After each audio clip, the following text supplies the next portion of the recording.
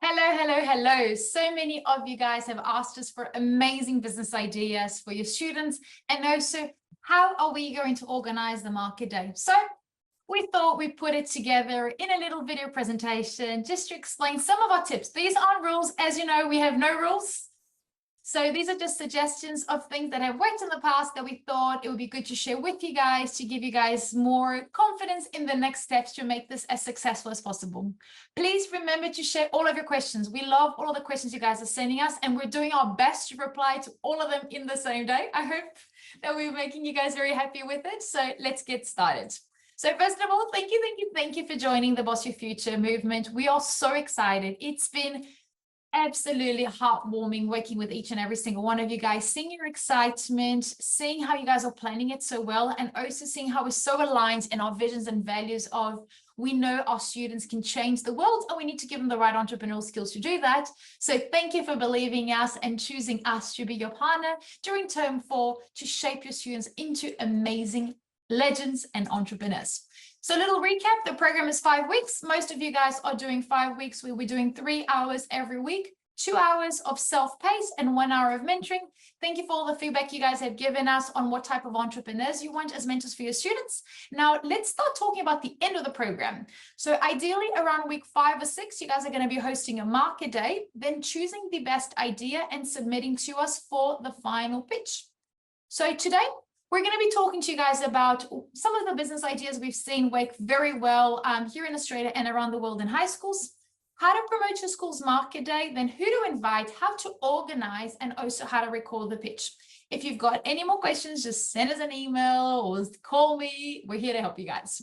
So first of all, why do we create the market day? The market day is an amazing opportunity for 3 reasons. There's actually many more, but 3 main reasons. They're A/B testing their ideas. All of us have unlimited opportunities, but we never know what is the right direction to go, what our customers want. So say, for example, you're launching a cupcake business. You don't know if students want or your customers want chocolate or strawberry. So if you A/B test, you'll see which one did I sell the most at the end of the market day, and whichever one I sold the most, maybe that's a better business opportunity for your students. Also, we often A/B test like user experiences on websites and marketing campaigns. So A/B testing means that we're launching samples of 2 different things that we're not sure which one's the best one in the market. We see which one sells the most, and then we go straight into the one that sold most, and we continuously develop and improve that. So that's the main reason for the market. Second, it's time for your students to do what they love and make money by doing what they love. That's how life should be. We should all do what we love every day and make a living by doing what we love and making the world a better place. So we want to teach students that entrepreneurship is not about a subject, it's not about a term, it's not about a semester, it's not an activity, it's not a test. Entrepreneurship is about you doing what you love, solving a problem, and having customers. And thirdly, it's real world experiences. We're not building a fake idea for a fake problem. We're getting your students to work on real business ideas, solving real challenges, and finding real customers. So some cool business ideas that we thought we would work with you guys. First of all, very important for us to highlight and again remind our students that every business solves a problem. What is a problem they're solving with the business?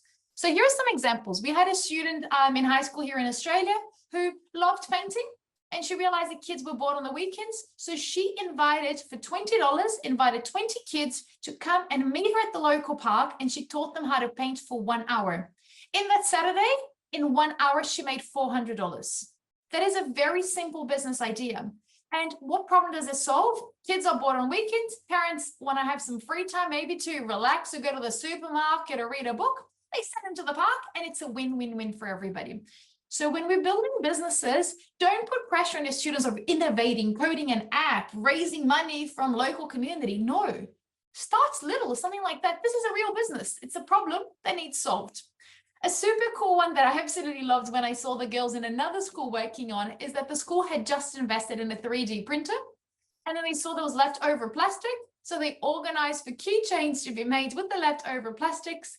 And then in the plastic, it would have kind of like a QR code, and they create a playlist on Spotify. So I thought that was a very good idea. very simple, that could be done locally inside the school. We had this amazing student also in high school. She was a vegan. She was very, very, very protective of the environment and animals. So she launched a vegan candle business that had the most beautiful shapes and messages and aromas. It was just beautiful what she was doing. So that's another very simple idea. We had also some really cool, it was a group of three boys that were best friends, and they were amazing at graphic design. So they launched a business to do graphic design for the gaming industry that they loved. And we had another group in another school that did graphic design for educational videos, because they thought that there's no better way to learn than on videos. So they would do their graphic design, digitalize, and they were combining education with video production and their passion for arts and design. There was an amazing girl. This was over in Panama. All of the other ideas that I shared with you guys were here in Australia, but there was an amazing, gorgeous idea over in Panama. This girl came from very, very, very tough suburb.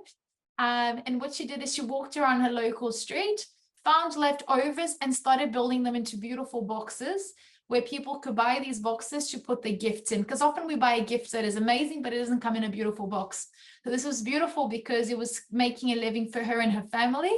And also it was making the world a better place in two ways, because it was about gifting, and it's so nice giving a gift, but also it was leftover garbage that she found on the street, and it was absolutely stunning, the things that she was doing.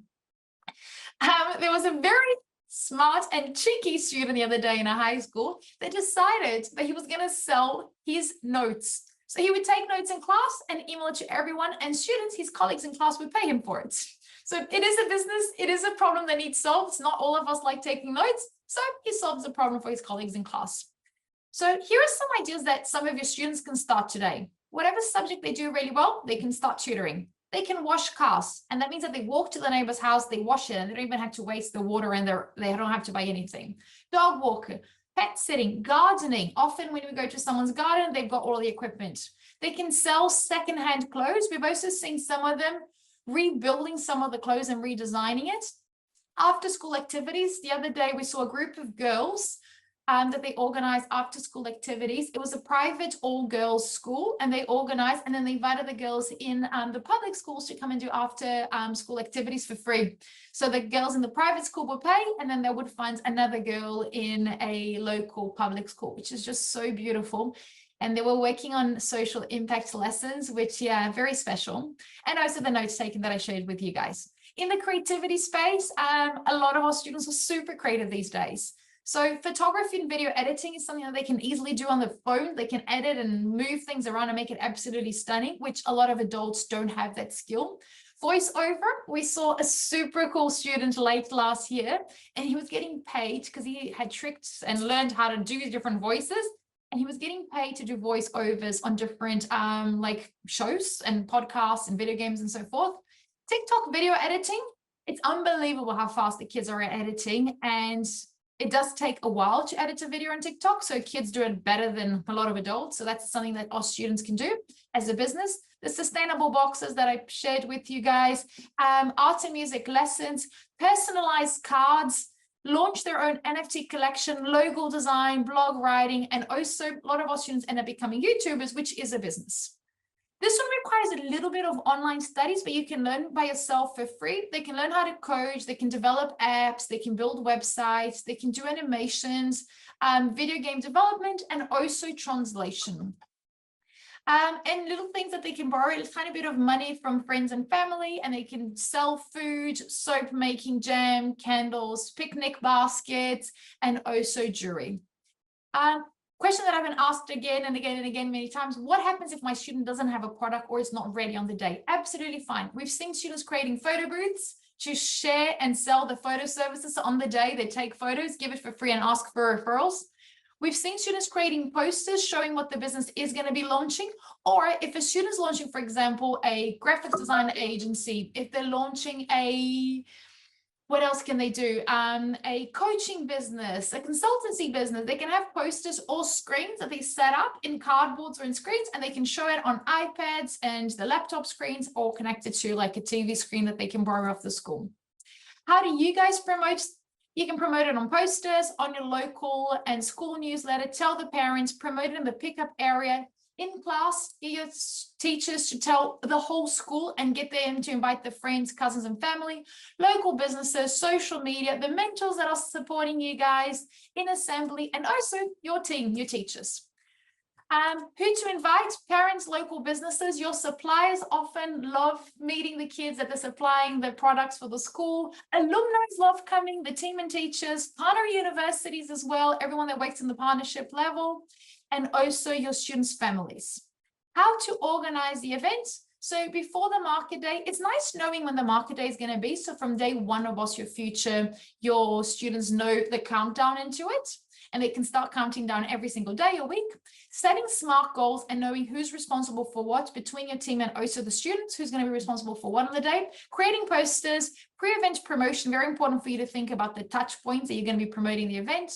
The number of students and groups that will be participating, our recommendation is choose the smallest space in your school that fits everyone in. So it looks really full, feels really busy, and you've got a lot of energy.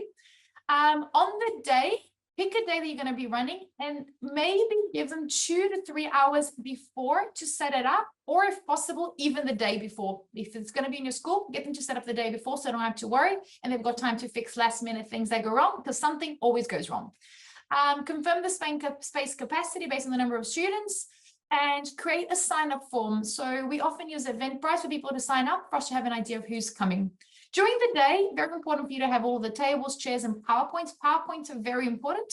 If you're going to be having a lot of food, also consider the amount of electricity. The kids are going to be bringing things like microwaves. If everyone turns on a microwave, it might crash your electricity.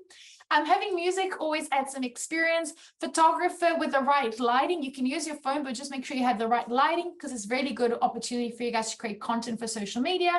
Having money exchange or a credit card machine, a microphone, having enough bins, access to the restroom, internet access is very important, and laptop and screens that the students can bring, or if you guys have spares, you can lend to the students. And finally, how to record. After the market day, that same day, the students are going to be buzzing. So that's our recommendation.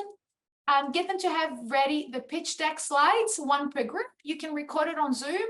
Have a quiet space with good lighting, but don't worry, for this part, inside your toolkit as a teacher, you're going to get access to some awesome recommendations that we build for you guys. And most importantly, remember to have fun.